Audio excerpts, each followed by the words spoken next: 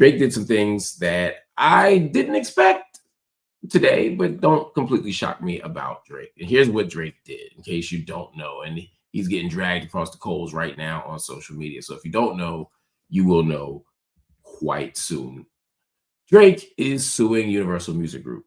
He has initiated legal action against them and Spotify over allegations that the two companies have conspired to artificially heighten the reach and the popularity, the virality even of Kendrick Lamar's hit song "Not Like Us." So today, in Manhattan court, Drake's LLC, which is called Frozen Moments, accused the Universal Music Group of launching an illegal quote scheme that involved bots, payola, and other methods to pump up Not Like Us. Now, if you don't know Not Like Us, you're probably in the wrong place right now. But Not Like Us, of course, was the kind of culminating battle rap in the feud between Kendrick Lamar and Drake. They went back and forth with a lot of hits, a lot of songs, a lot of battle rap, starting with Like That, Metro Boomin and Future, and then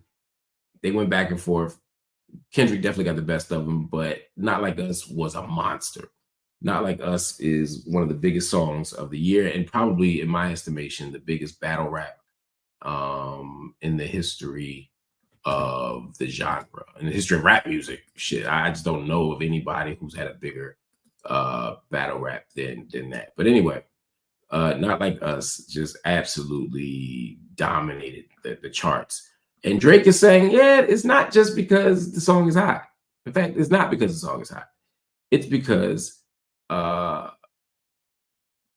to the lawsuit, and I quote, UMG launched a campaign to manipulate and saturate the streaming services and the airways. In other words, they said people didn't like the song just because they liked it. They liked it because Spotify and UMG made them like it.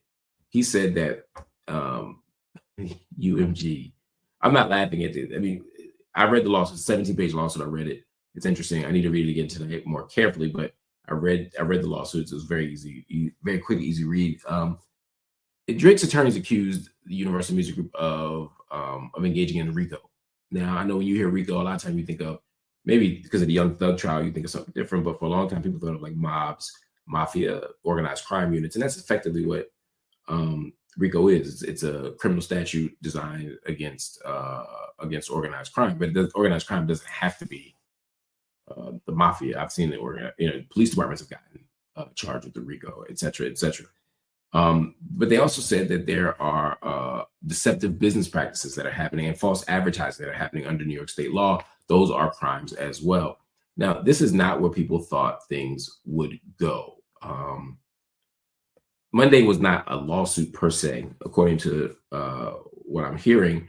This is what you call a pre-action petition. It's a procedure under New York law that says, look, we need to get some info before we file this lawsuit.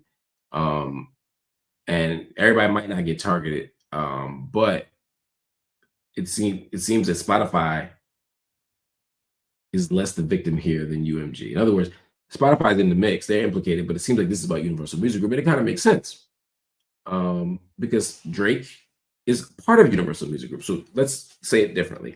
Drake is saying that he's under Universal Music Group, as is ultimately Kendrick, and he's saying, look, my own company undermined me. They literally made a campaign to make the song that's tearing me down look more successful than it is. People, and I know it's funny, but people are literally typing Certified Lover Boy, which was Drake's album, and instead they're getting Not Like Us. Now you could argue, Certified Lover Boy, Certified Pedophile. Like maybe they think it's part of the algorithm, but Drake's lawsuit is basically saying that people who were asking for unrelated material were still getting Not Like Us, that they allowed people to violate copyright law just to get the song up on their timelines, on their pages, on their YouTube channels and all that stuff. Basically, they artificially made the song a hit at my detriment. And you might say, well, they can do whatever they want. Well, yes, you can, and no, you can't.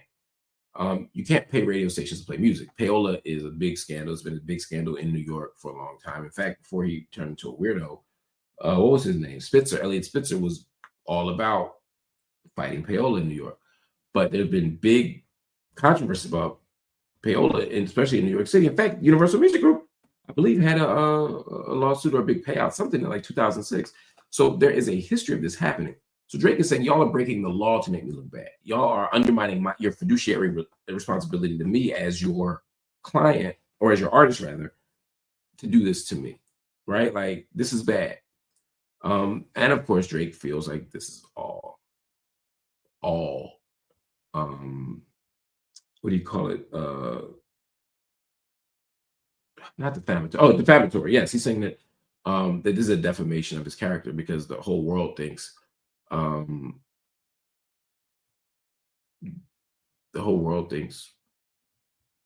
that Drake is a pedophile. Now, that's what Drake's arguing. That's what his camp is arguing. They've told me that themselves.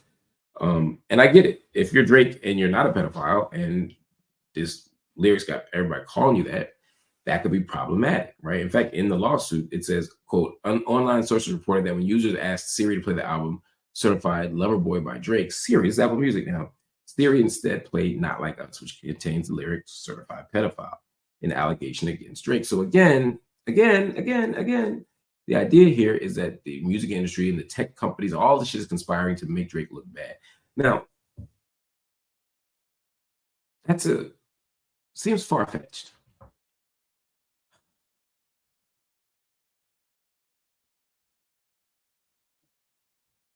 It seems odd, right? Like, why would UMG go through all this trouble, take penitentiary chances, take class action chances, take $1 billion chances, just to hurt Drake when he's one of the biggest artists? Drake says, or his team says, well, it's part of an internal battle within UMG, Universal Music Group.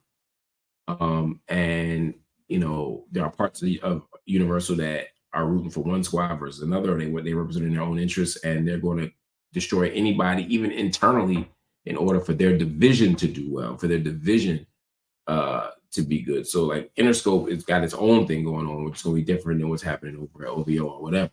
So this is the context. Now, Drake's team also said, look, we didn't want to go to the courts. We went to UMG first, and they won't listen to us. They won't talk to us. They're ignoring us.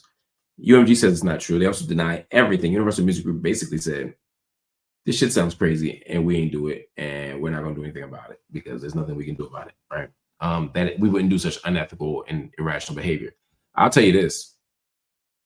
I don't put anything past a music label or record label, whatever. I don't put anything past corporate execs. I don't put anything past capitalists. So could they be shitting on Drake on purpose? Yeah, absolutely. Could Drake be paranoid? Absolutely. The problem is a couple of thoughts. First of all, this is the least hip hop shit Drake has ever done. You were in a battle, you lost the battle, and now you're going to the courts. It looks like you're snitching. It looks like a Karen move. It looks like a sore loser move. I'm not saying that's what's happening, but that's how the public is reading it. If you were worried about recovering your image, Drake, after the battle, this ain't the way to do it. Because now it looks like insult to injury. It looks like not only did you lose the battle, but you are playing yourself. And that's harder to get over. Now, Drake is a big pop star. He's a hip hop legend, icon, whatever, but he's also a pop star. So, he's not going to lose his pop audience. He's not going to lose his big audience. And he might not even lose the hip hop audience, but I'll tell you, people are going to be talking shit for a minute. But more importantly, what does this do for his legacy?